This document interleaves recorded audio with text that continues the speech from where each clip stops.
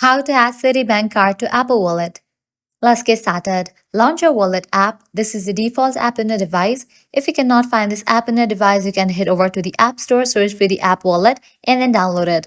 Once completion of its download process, launch it. You're gonna land to this kind of interface. Now at the top right corner, you're gonna find this plus icon. Click on it.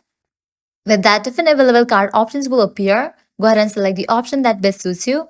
I'm gonna select debit or credit card. You can also select this one option. Now click on continue. With that, your camera will open up. Now I can scan the card, or also you can type in your card details manually. If you want to scan the card, position your debit or credit card in the frame to scan it. With that, your card details will be updated to Apple Wallet. Or else what you can do is click on the option of enter card details manually. Now go ahead and type in your name, then type in the card number.